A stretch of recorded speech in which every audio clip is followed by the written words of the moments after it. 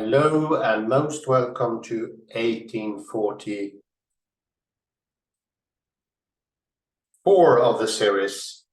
We will today continue Anna Strømmen, Politics of the Beast, Rewiring Revelation 17.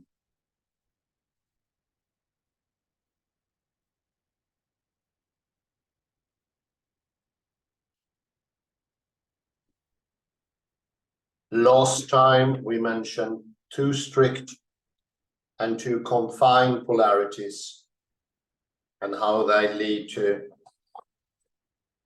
the disjunction between inside and outside.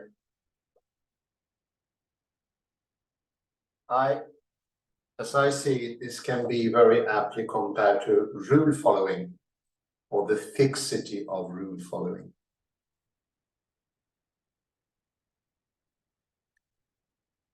Being too fixated with an a priori transcendental non-real rule is very similar to making polarities too early. So I see the contradictions before they so to say show themselves to me. I say before I open my eyes, they are already out there. So there is no action needed or done. That is similar to how polarities, when they are too exaggerated, leads to passivity as well. Distance, disjunction.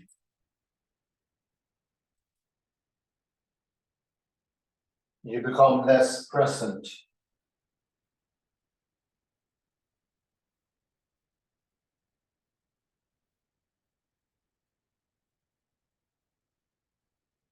Less engaging.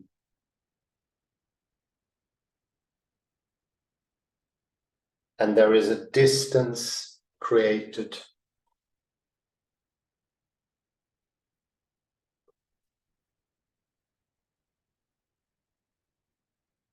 Now, of course, there are differences. There are almost contradictions in reality, but they are not there a priori before we even have a good look at them, or so to say, discovers them.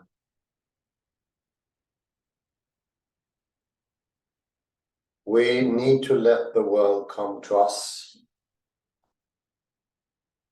and not force neither a priori rules of continuation,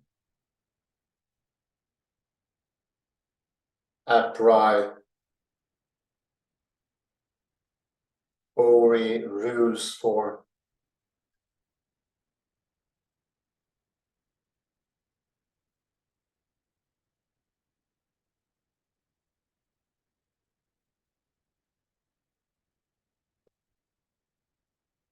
language, like a universal grammar, logic, because it's prearranged, and also the polarities here. But there is, at some instances in the text, an overemphasis on two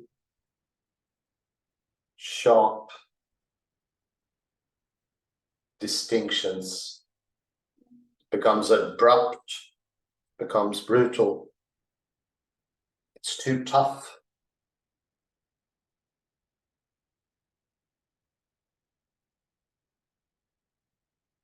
It lacks the carefulness, the lenience, the flexibility.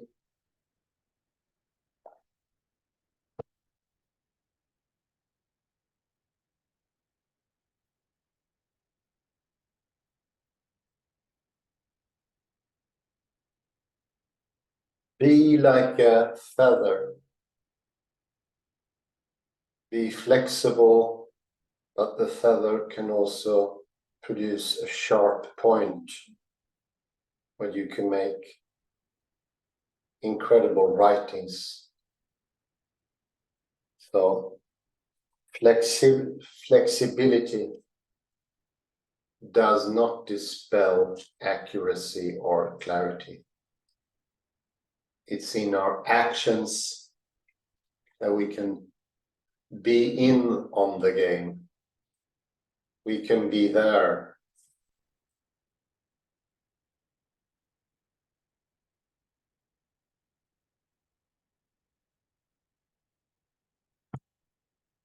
I'll continue on page 163.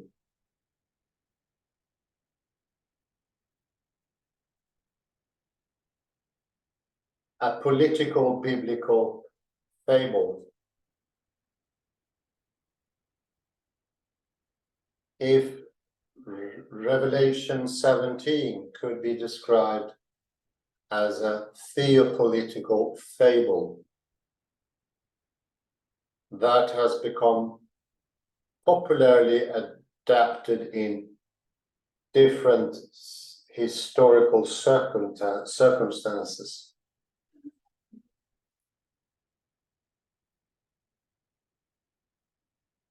What is the lesson I have proposed in my rewiring of its well-known characters?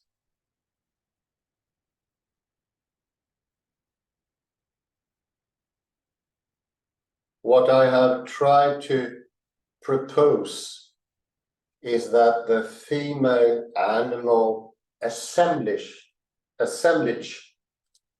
for political evil could be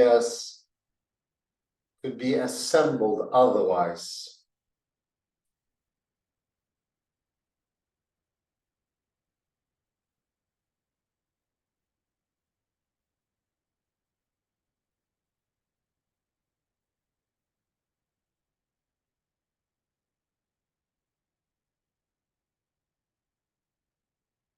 That in fact the text might do other things than merely depicting a good and innocent sovereignty, the lamb, against an evil sovereignty that must be destroyed, or and beast.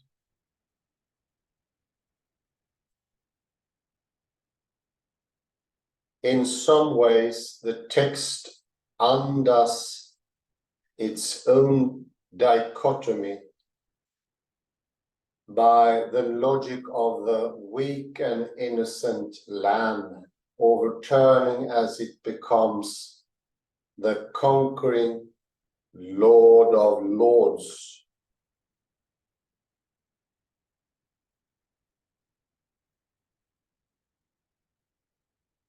In a battle of sovereignties, no one can remain the innocent, righteous party.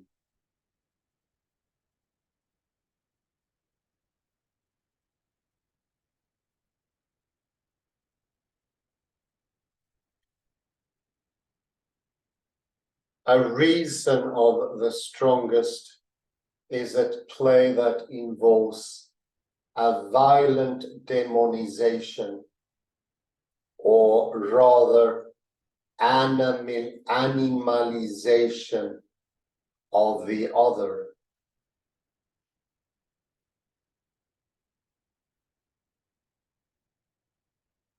As Elizabeth Rudinesco comments, animality has long functioned as a way of operating systemic exclusions in terms of racism, sexism, and anti-Semitism by assigning an inferior status to someone in order to exclude him from the human.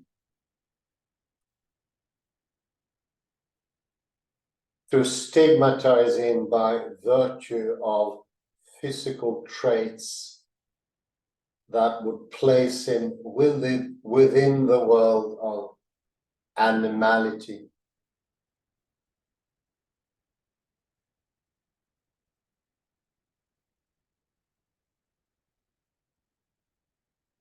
To think a deconstructed sovereignty that resists notions of the sovereign human with traits proper to himself, and that thus operates as a mechanism for exclusion, is to recognize the shared mortality and capacity for suffering among the living.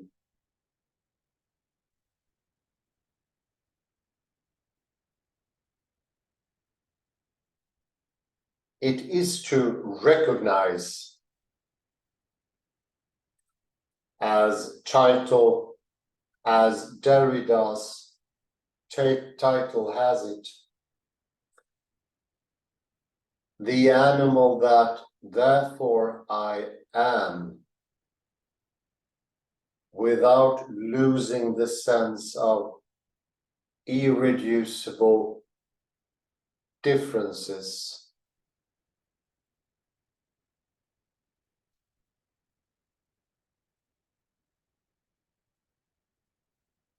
This is necessary so as not to provide a pretext for giving ourselves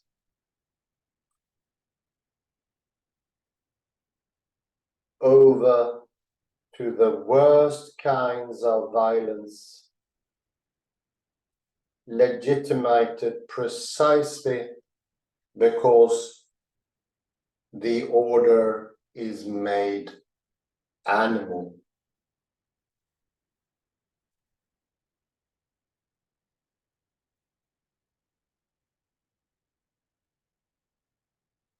Crucially, political evil is not arbitrarily dressed up in the garb of animality or female animality.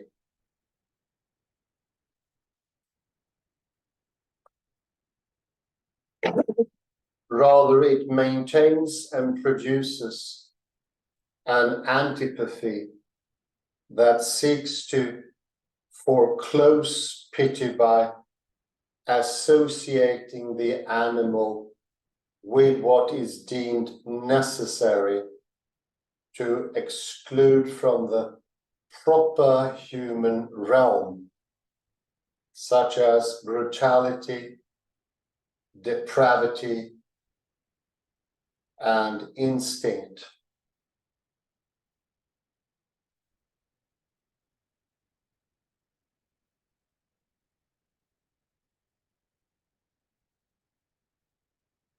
It is thus possible, as Derrida points out, and even easy, to organize on a global scale the forgetting or misunderstanding of organized violence against animals.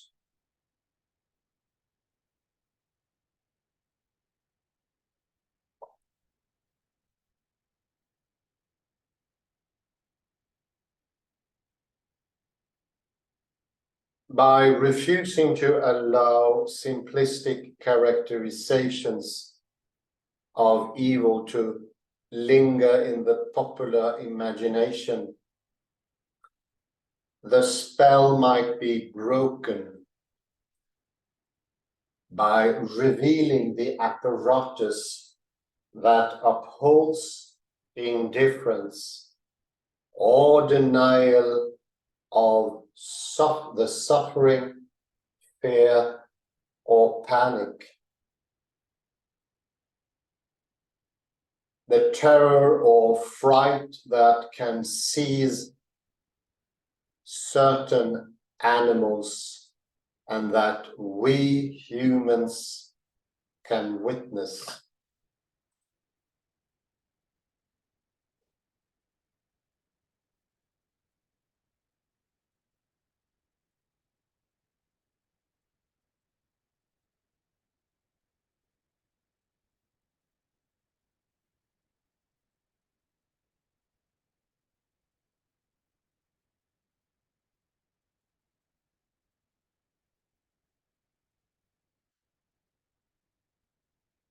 Revealing the prostitutes and the captured animals of Rome is a way of drawing attention to the suffering that is otherwise masked by caricatured images and reductive representations.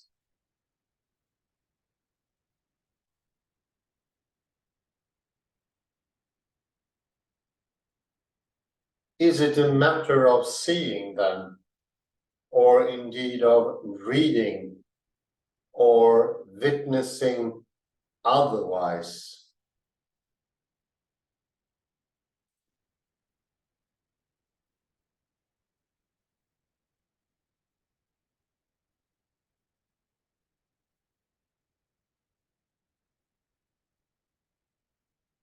It may be a case of refusing to see according to the gloss that is given in depicting evil as animal, as female animal.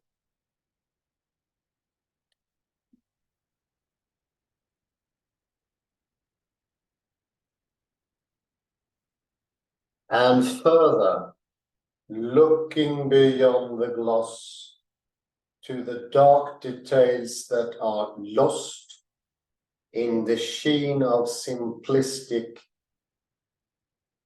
us and them rhetoric and imagery.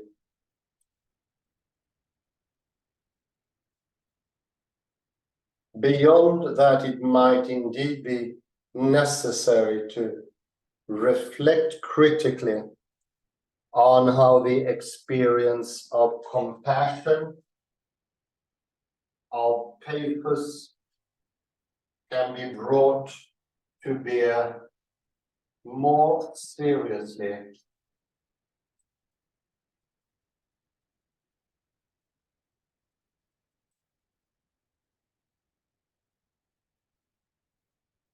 on the realm of the political.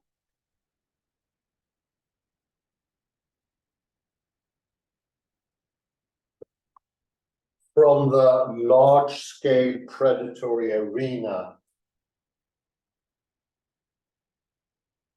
variety, to the small-scale but equally, if differently potent, imagery of insects or rats.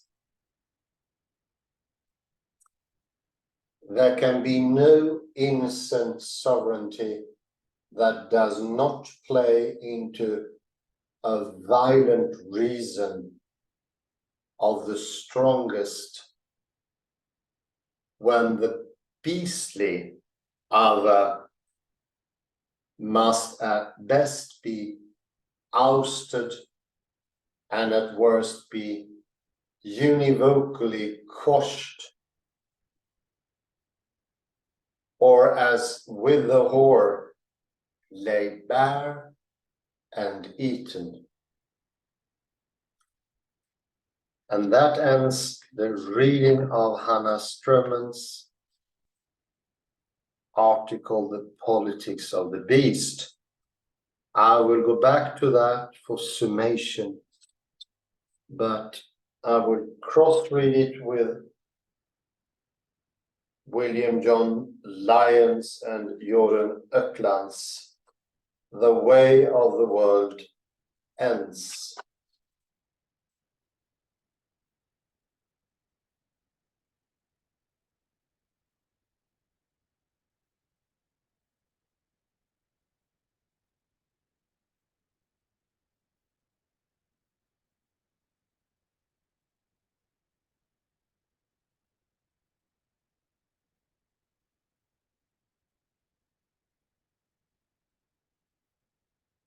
The spectre revealed and made manifest. The book of Revelation in the writings of Karl Marx and Friedrich Engels.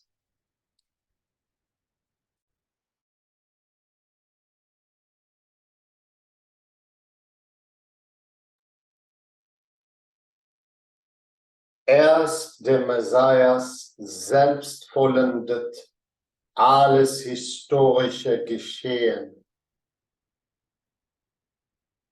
Darum ist das Reich Gottes nicht das Telos der historischen Dynamis. Es kann nicht zum Ziel gesetzt werden. Historisch gesehen ist es nicht Ziel, sondern Ende. Walter Benjamin.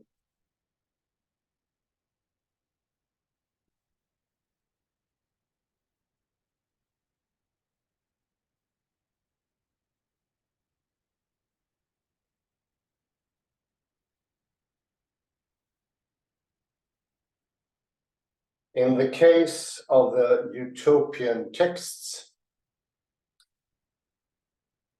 the most reliable political test lies not in any judgment on the individual work in question, so much as in its capacity to generate nuance.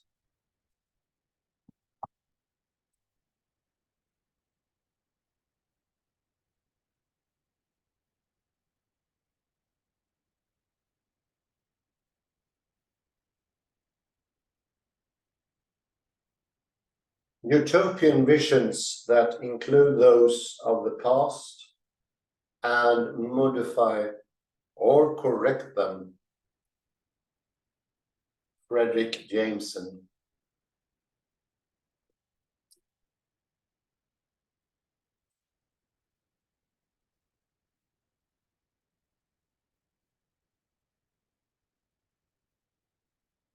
Introduction. The utopian impulse and the utopian text.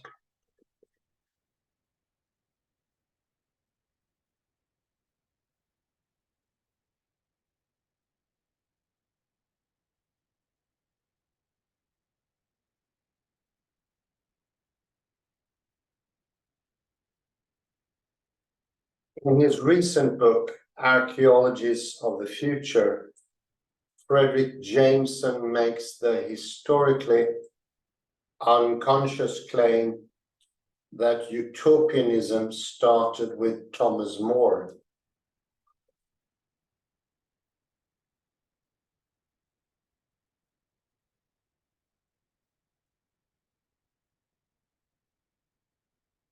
Who in his book Utopia describes an alternative model of society with very firm boundaries and hierarchies, bringing forth the fruits of harmony and tolerance.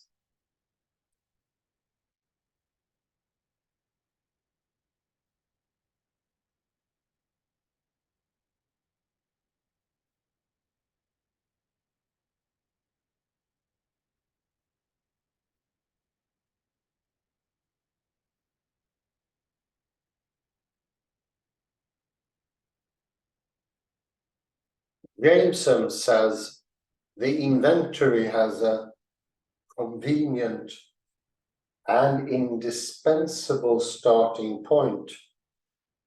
It is, of course, the inaugural text of Thomas More.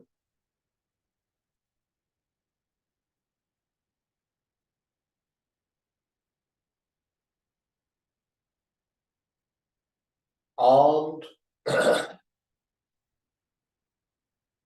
with a wide definition of utopianism, it is surprising that this otherwise long-sighted Marxist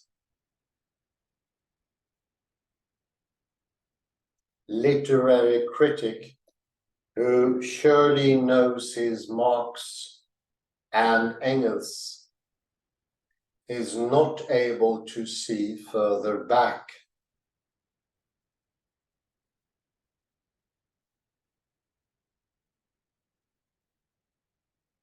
He must have noticed that his masters find inspiration in alternative models of society in far earlier texts.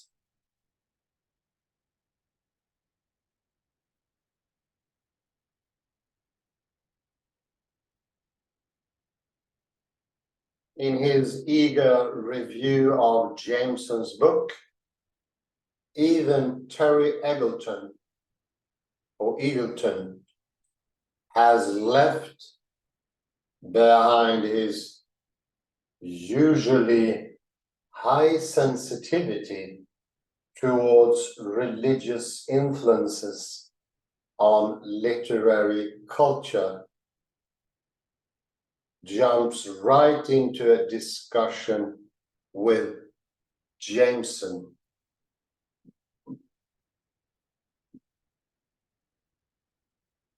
over whether or not the utopian impulse can be located in Marx and Engels themselves.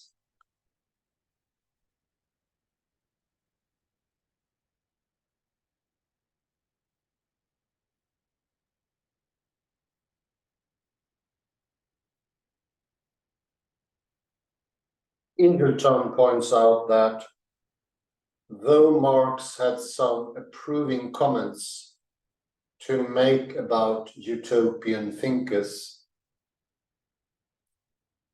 he began his career in combat with this current of thought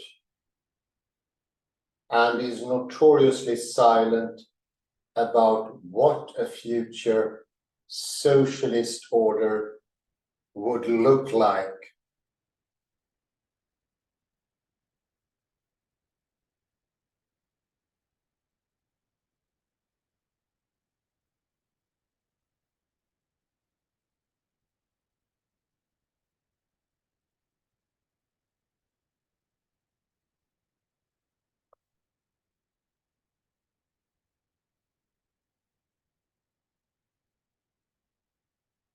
Any idle fantasist could dream up some ideal society, but it took a historical materialist to identify those contradictions in the present, which might eventually lead to its negation.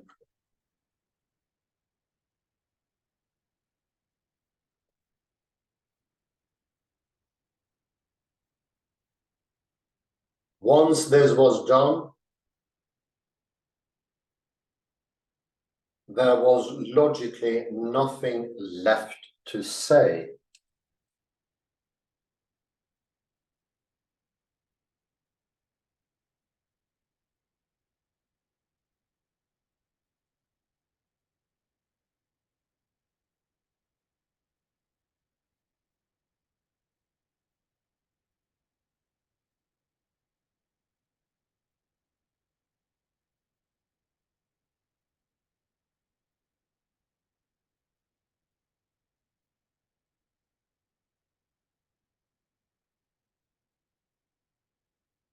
Jameson and Eagleton rightly point out Marx and Engels' skepticism against the utopian socialists and their refusal to describe the future classless society in much detail.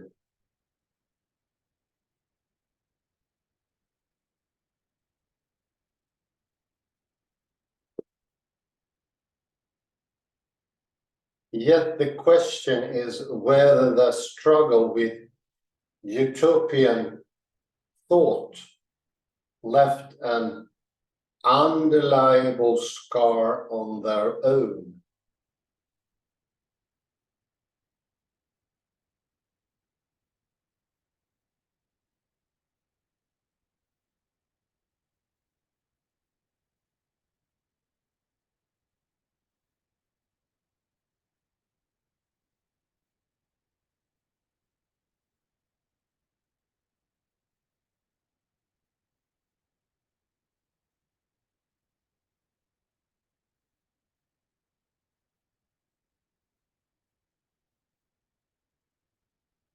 Or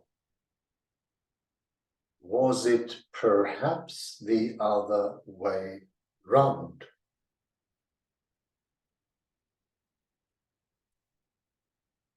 That the utopians focused differently on what was already an ambiguous spot in Marx and Engels's thought.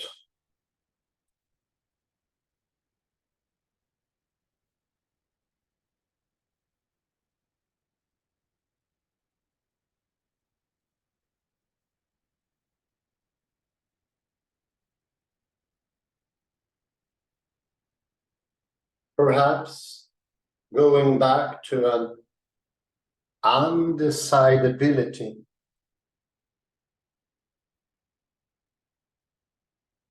in the subject matter itself, how to move towards a radically different society within the parameters of that of today.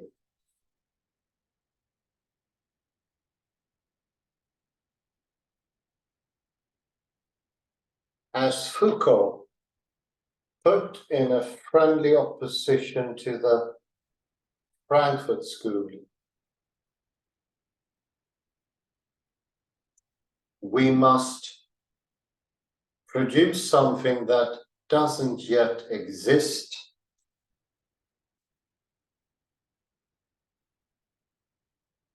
about which we cannot know how and what it will be.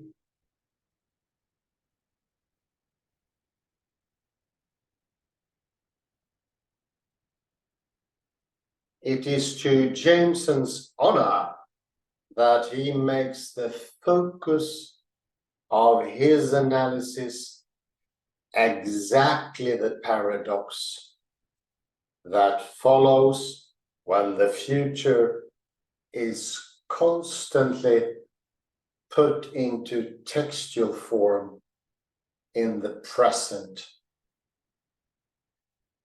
Utopia.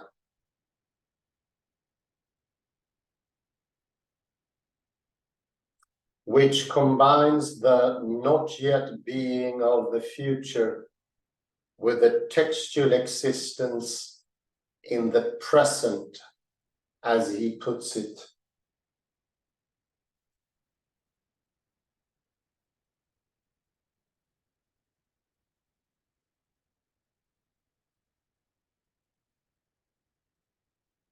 Yet, it feels as if he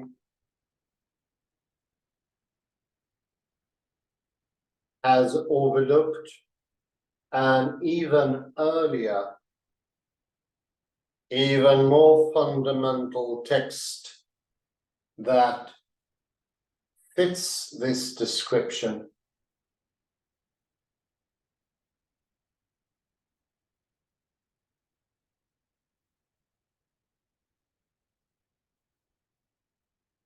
the book of Revelation,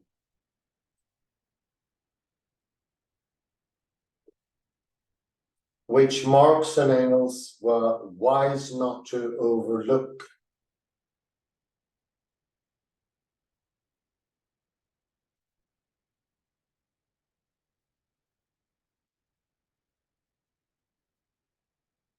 Wise because of the urgent and vivid readings of it in the culture surrounding them during the early phase of their work.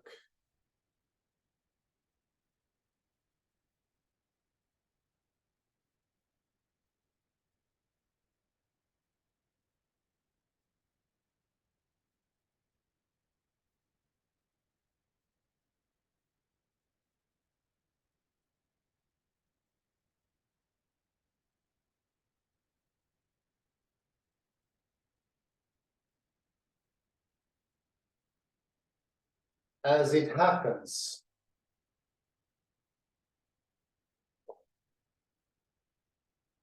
this was also the case in the period in which More wrote, over 300 years earlier.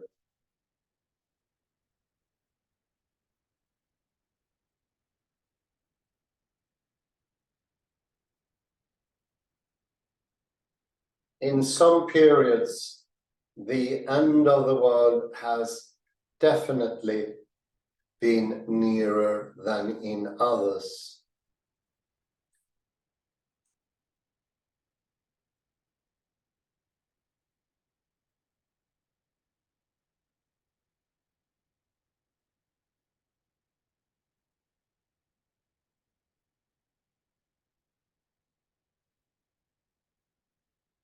In their discussion of Revelation 10, in the inaugural text of this volume, Kovacs and Rowland's revelation, the authors point to the expectation of the imminent end of the world in the late 1830s to early 1840s, which is also the period when Marx and Engels authored their first texts.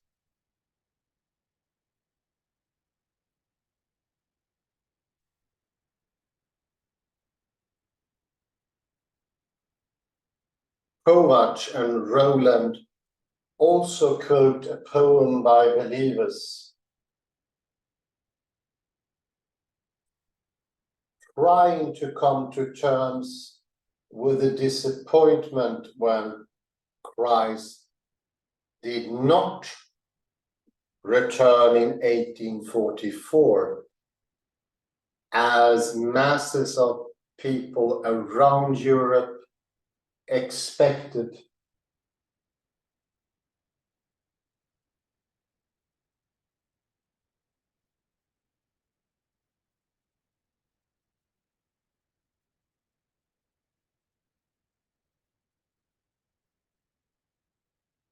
In 1844, we thought the curse would be no more. The things of earth we left behind to meet the Savior of mankind.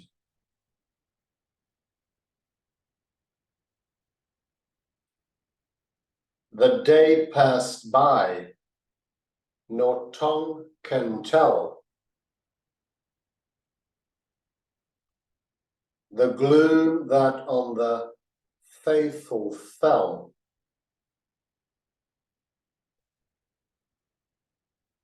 that what is meant they hardly knew,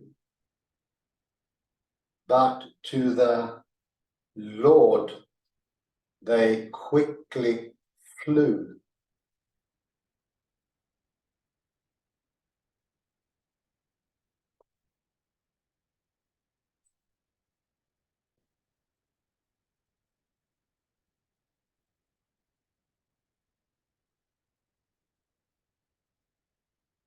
As I hope to have highlighted so far, there's indeed a spectre in the core of Marxist writings,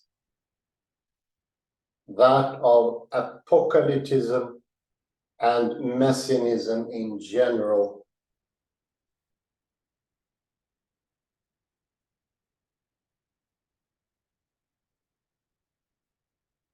And the book of Revelation in particular, the aim of this essay is to reveal or make this spectre manifest.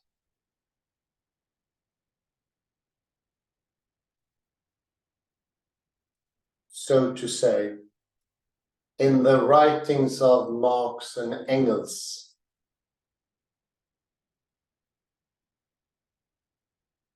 I agree with various recent thinkers that Marxism is basically and structurally a secularized version of,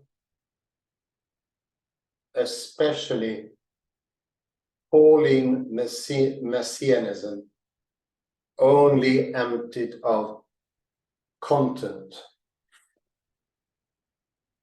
Yet the particular New Testament text that Marx and Engels themselves draw on most often is not a Pauline letter,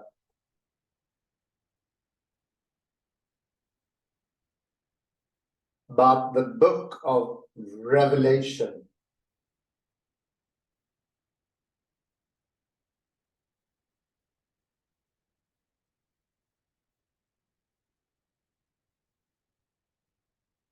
Interesting as it would be to trace the apparitions of this spectre in a whole range of subsequent Marxist writings, and ask if the book of Revelation and other Jewish apocalypses have left them in a paradigm or culture prototype or notion of the end of history and New Jerusalem.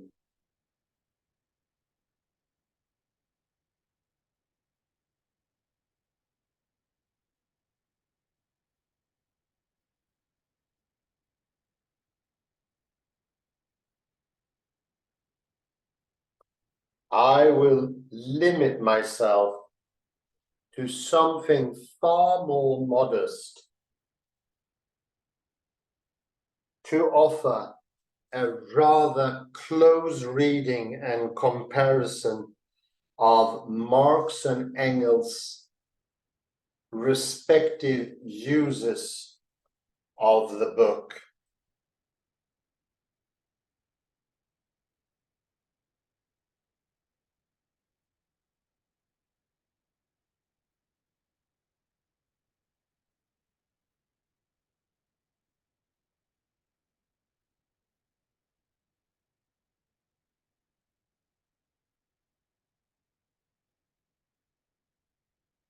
As a biblical scholar, it is my conviction that this is where we have to start, and close reading is also the most valuable gift from biblical scholars to an interdisciplinary conversation. I think this is an apt pause before we commence a quite extensive chapter. Interdisciplinary conversation being the last word, and we are currently, I seem to have pages 270.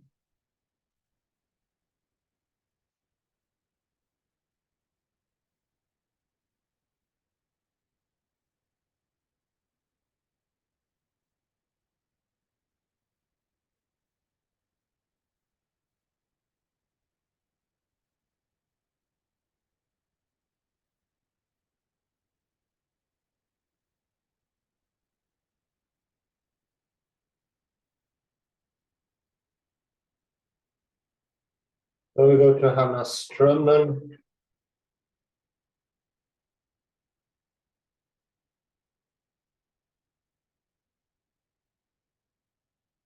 So generally one can say with sharp divisions, sharp concepts, disjunct ideas of existence, non-existence, true, false. It's the very sharpness which is important. I'd say you sharpen the division of a concept to another one, the less family resemblance, it will be harder, more aggressive, less flexible.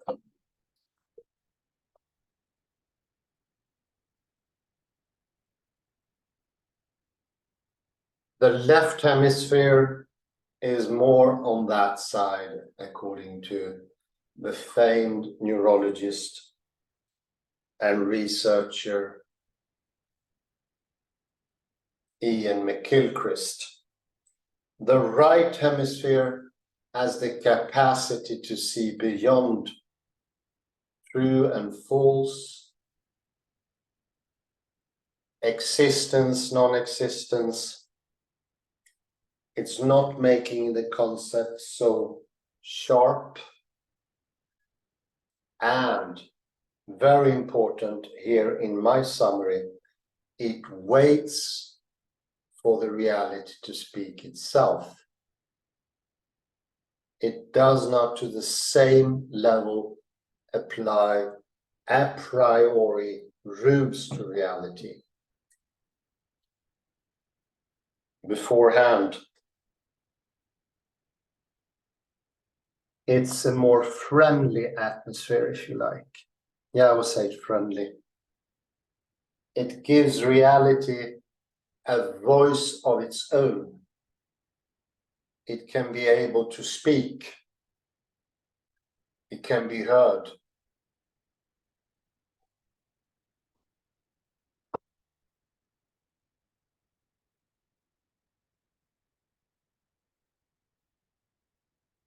We go to page 163.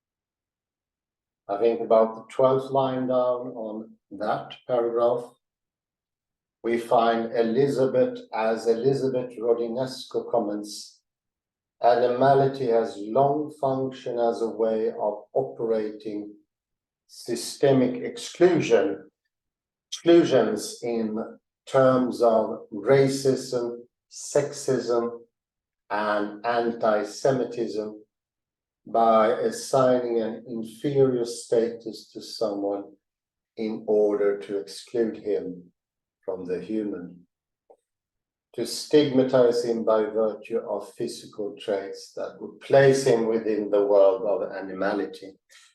We do the same thing with concepts.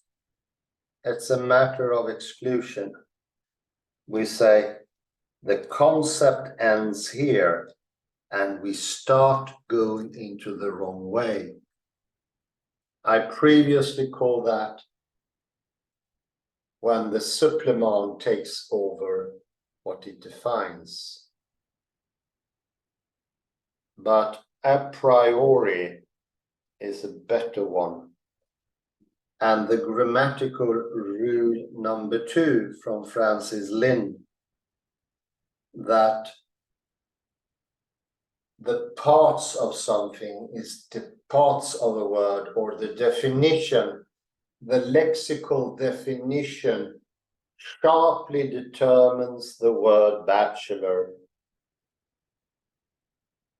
and makes it impossible for what we spoke about earlier to Freda, there are at least a count of 12 different meanings of afraid, and the circumstances deciding.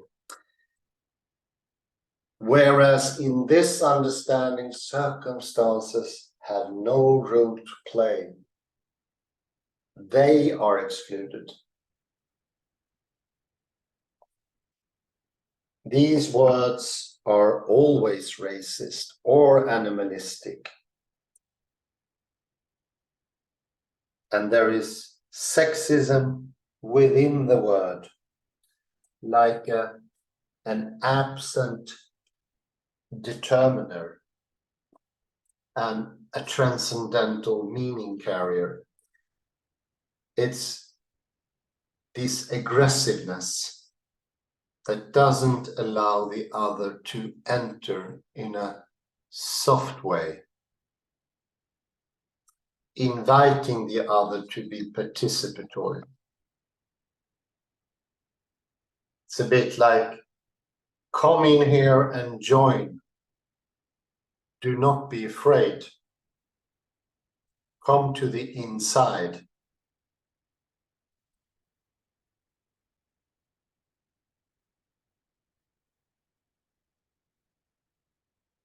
You are not excluded.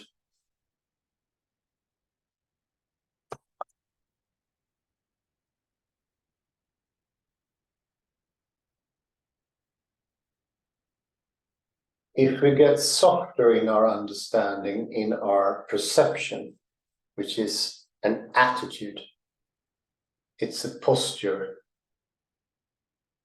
it's a more open posture, we will not as sharply divide the world into friends and enemies preemptively. We will do that less, and we will be able to be more welcoming.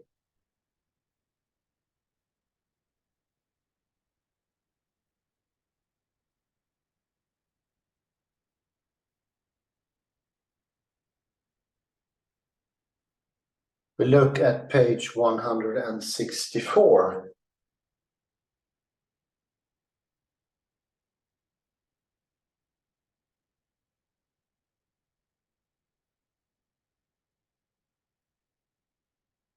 And on line 5, revealing the prostitutes and the captured animals of Rome is a way of drawing attention to the suffering that is otherwise masked by caricatured drawings, caricatured images, and reductive representations.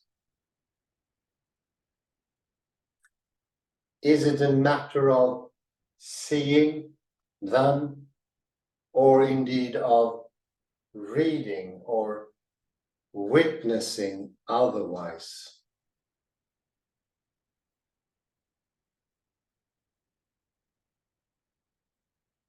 It might be a case of refusing to see according to the gloss that is given in depicting evil as animal, as female animal.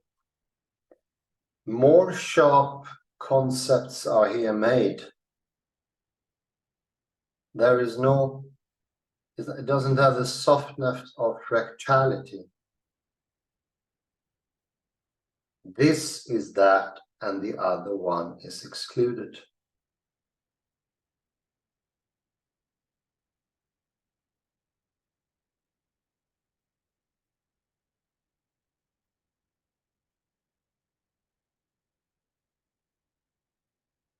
More of that same theme comes at the very end.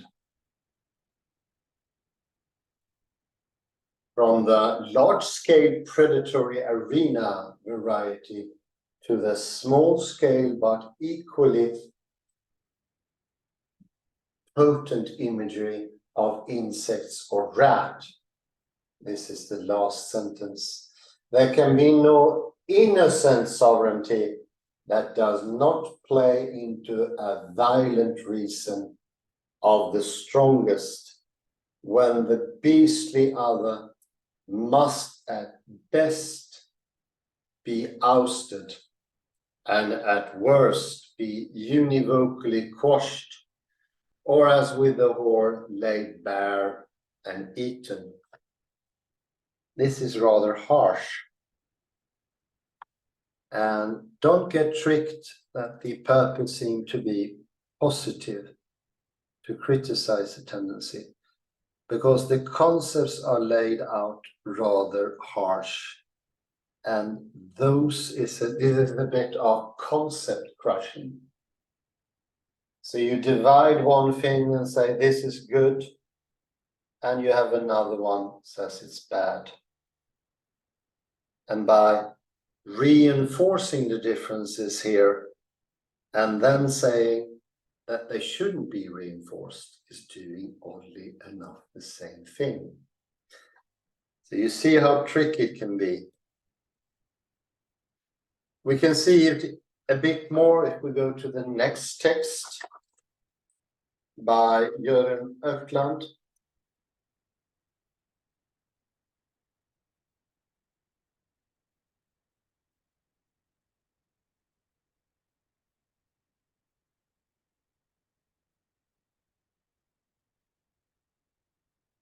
On page 268,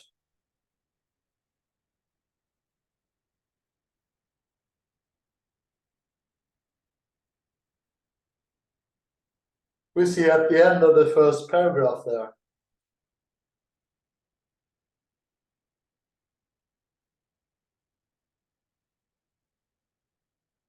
and any idle fantasist at the very end of that one could dream up some ideal society, but it took a historical materialist to identify those contradictions in the present, which might eventually lead to its negation.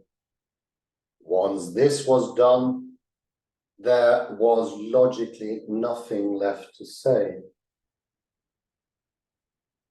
So here is pointed to a definite course of history, an a priori rule how the bourgeoisie is to be fallen. He doesn't say that, but that's intended. And how the proletariat should take over. You can find it out by study history, the rule, so to speak, and how they go over into their negations. And once, as it says, this was done, there was logically nothing left to say. But it could be something else, and this is something that Jameson and Eagleton points out. It's a sort of undecidability. Line 6 of 5. Mentioning the utopians, focus differently on what was already an ambiguous spot in Marx and Engels's thought, perhaps going back to an undecidability in the subject matter itself, how to move towards a radically different society from within the parameters of that of today. And here is a mentioning of Foucault, one of those viruses that goes into the text and undermines a priori assumptions. So that healing the text from the a priori demand. And I like the quote, "We must produce something that doesn't yet exist," and this is from Foucault, "and about which we cannot know how and what it will be."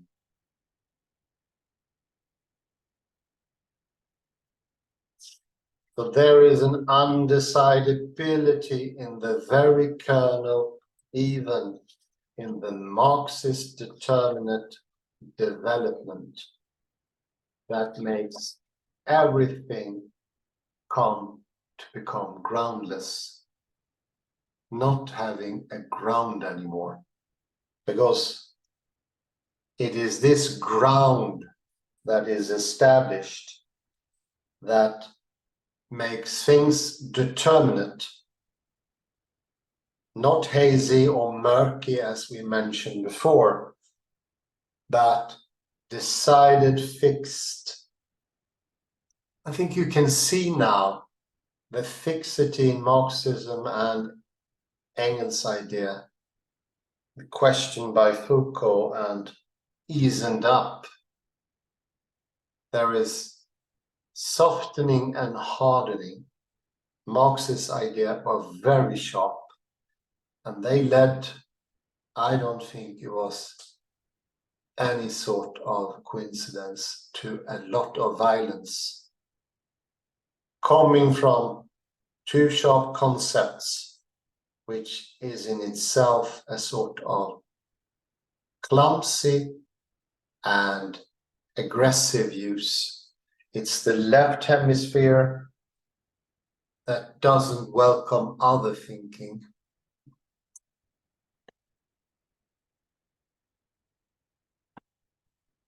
So the softness is what is actually happening in language.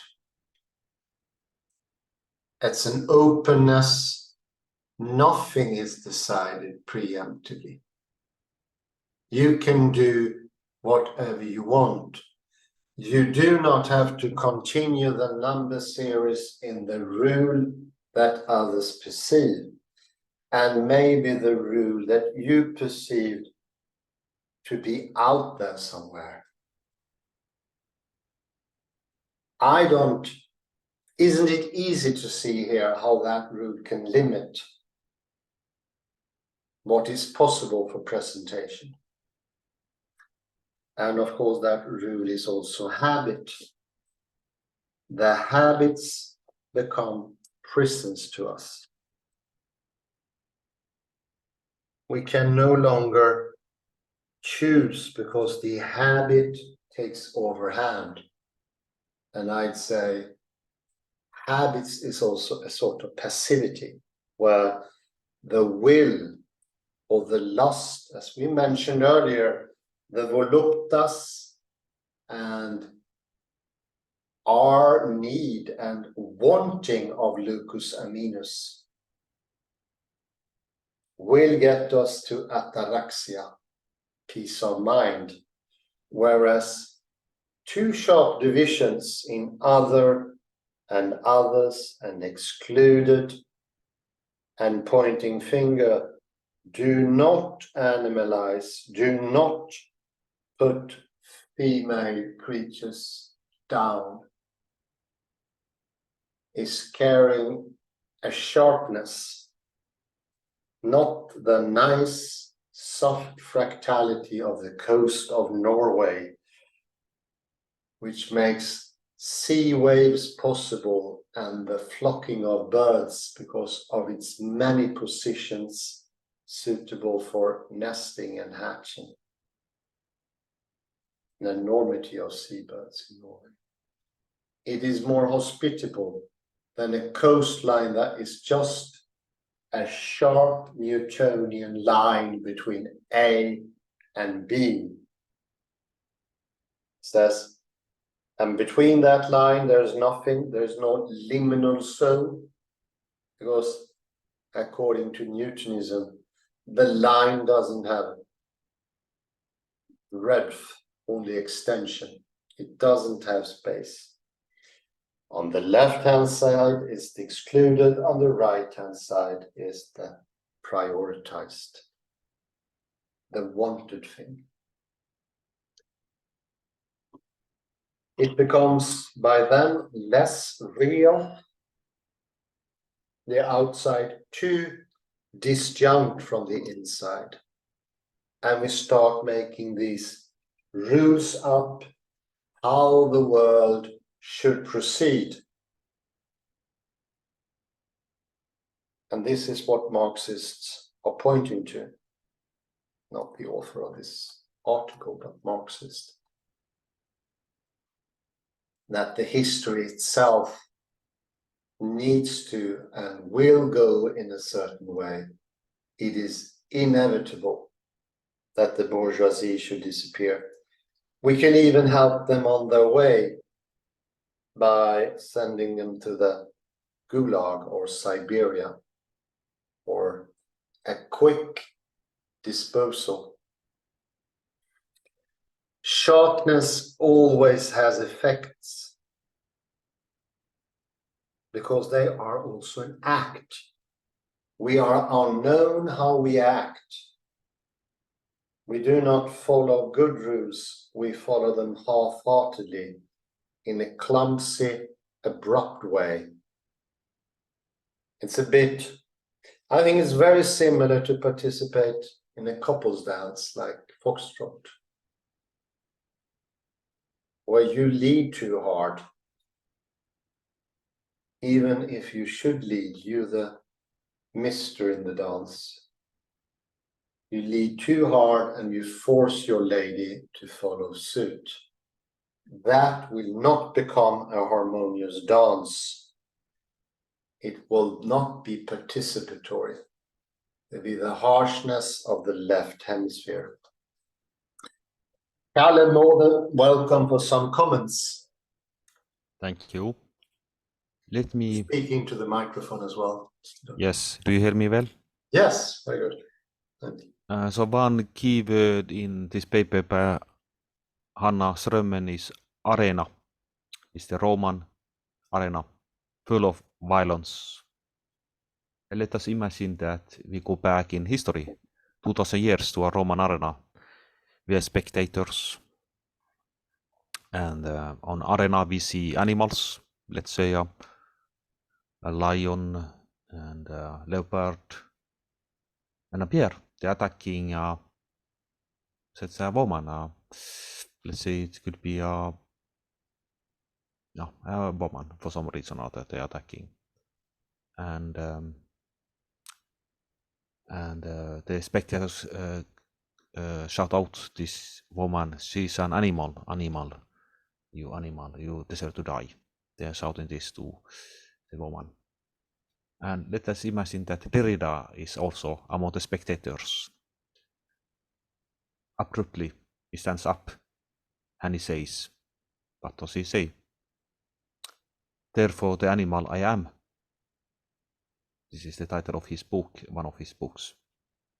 So Derrida is among the spectators 2000 years ago, and he stands up. The animal, therefore I am, is an act of solidarity. What does he do then, besides shouting out this phrase? He's not jumping down to the arena. That is not what Derrida would do. He would perhaps go to the rail. I don't know, the rail is the right English word. Räcke in Swedish, is it the right word in English? Yeah, could work. Yeah, rail. So that is the rail. yeah. I think is a good metaphor. What Derrida often does, he's there in between. Oh yeah. So see there between the arena and he's still among the spectators. He's there. He's sitting there on the rail and shouting, "The animal that therefore I am." So what Derrida is doing, he's trying to cut these harsh dichotomies. So he's both on the arena, but also among the spectators. Oh yeah, definitely. I get you. Yeah. Let me mention another person, Spartacus. Who was Spartacus? He was he made a rebellion against. He was a slave. He made a rebellion against Romans in the 1st century BC, when Rome was still a republic. He had a lot of success, Spartacus, in his rebellion against the Romans. But finally, the Romans got the overhand, and they captured him, and also thought the person who was Spartacus. But then another one person among the slaves shouts out, "I'm a Spartacus." And then a third person shouts, I'm Spartacus. So everybody takes on the responsibility. I'm Spartacus. So the Romans don't know who is Spartacus, but because everybody, all the slaves are shouting, I'm Spartacus. So it's a shout of solidarity. Indeed. So we could also imagine, let's say that is happening actually in a Roman arena. So everybody would actually jump down into the arena. I'm Spartacus in solidarity. Or they would perhaps crowd, I'm the woman who is to be killed by the beasts. Yeah. And there you have actually harsh dichotomies. Even it's a solidarity. But Derrida would not do that. He would sit on the rail, so to say. So what is my point here? I think Hanna Strømmen, she's doing these harsh dichotomies, as you say, violent dichotomies. So she is putting these among the spectators. No, she's saying that nobody's really good or nobody's really evil in one way, because you have spectators and people on the arena. She doesn't know who should be have pity for the people who's killed or vice versa, really. But that is not what Derrida is trying to do. Okay, he acts in solidarity, but it's always depending on the context. It's not that Derrida is always going around saying I'm an animal, that therefore I am. Because in another context, he followed Heidegger, who said that apes do not have a hand. Oh yeah, Emphasize yeah, that. I remember that. So Derrida would also go say that there is a difference between animals and us. So what Hanna Ström, but we have to always remember there is a context, a specific context, that a lesson from Wittgenstein. With context is important too. So there are many things that we have to consider to arrive at understanding. So I think that, and as Mikkel Chris also points out, that it's in between understandings about being in between something. Yeah, exactly. It's in the between. So it's not on the arena or not among the spectators. It's somewhere in between. Yeah. So we could ask, if is goodness relative then? No, it's not relative. Although in this context it's difficult to say that it's the woman is a Christian. Then of course we would have sympathy for her without doubt. But say it's a bad woman, a whore, she has done something bad, like murdering somebody. So it depends on the context always. It always depends on the context. Whether who is good or what is bad. Yeah, most definitely. And another keyword in her paper was muddied. Let me see, it was on page 162. Muddy and murky, I think it was. Yes, I think this is actually an excellent word, muddied. That is the noun mud. And we spoke much about the Norwegian coastline and fractality. And in fractality, you have, we know from fractality that the Norwegian coastline is actually longer than the Africa one. Because they go in and out this coastline of Africa, of Norway. And mud is that's the material that is in between these things, between the terra firma, so to say, of Norway and the sea. That joins them. You need both. We know that the sea is something bad often. If you are Norwegian, but they need each other still. Yes, the sea is something bad, but it still needs you still need it. So you always need the evil, so the interwoven. Do you agree, Hans? Yes, of course, very well. And we should remember as an interesting parallelism between Derrida and Wittgenstein. He often referred Jacques Derrida to that his undermining foundations or pretended foundations or imagined foundations. This is exactly what we just read in Wittgenstein with the paper on Goldfarb. He says there is no ground to the roots, neither are they groundless. So it's an in the between them. That is an interesting likeness. It has been investigated by very few, but someone I read a couple of years ago was quite convinced that there was a likeness there. To bring in reality once more. And as you say, there could be a polarity between how the Norwegians dislike the sea. It's their enemy or antipode.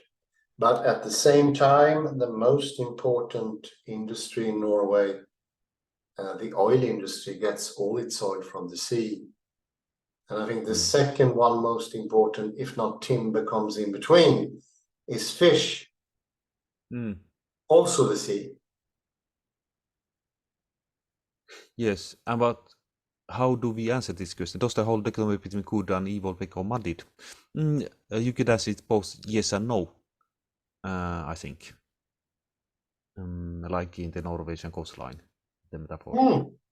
Yeah, I agree, yes. In a way, the sharp division between good and evil, when it sort of way slowly backs away,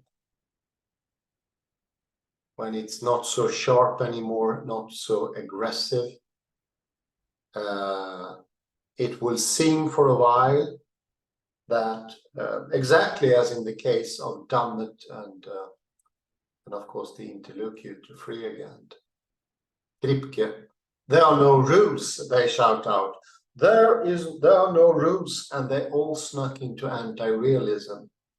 And I think the same will happen to most people when we muddy up the a priori, pre-attemptive rules for good and bad. And it feels like everything becomes like post-relativism, post-structuralism. Once that feeling is past, we will see that there is a strengthening of goodness. It will become much stronger. We could say that everything depends on the context. Yeah, definitely. I think. And speaking of Norwegian coastline, we could go over to Okland, who is a Norwegian. I have met this lady, Jorunn. She's a director of the Norwegian Institute in Athens. So it's actually appropriate that we are speaking about the Norwegian coastline here. Interesting. But let me say something also about this paper. So she's pointing out directly or indirectly the parallels between, let's say, Luther and Thomas More. He wrote his book Utopia in 1516. Next year we have Luther with his thesis. And some way or another they could be interlinked. These two events is the birth of humanism and thinking perhaps Thomas More thinking, now we can create a utopia, better world, and then Luther comes next year. Luther is protesting against the present world. And as you point out, the key word here, I think, is instability. That we had here. So there are against Marx and Engels. They want to see everything in harsh lines. I think. Yeah. But everything is actually undecided. It's undecided, yeah. And once we understand that, for instance, in the example of goodness, we will understand if you do goodness and think goodness and say goodness, then you get goodness. But if you only think goodness, whatever that would mean, inside thinking goodness, like thinking could be separable from the rest of the world, like solo scriptura, it's like only thinking insideness. But thinking, when combined with action, becomes real goodness. That is the good. So if we go from a sense of feeling, everything is relative, to an understanding, oh, now I finally have goodness. I didn't have it before.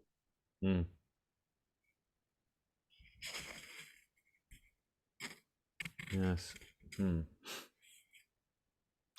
And we could also point out that Engels and Marx were active in 1830s, 1840s, and to this background we can contrast 1844, when many Christians, thousands of Christians, thought that the Christ would return.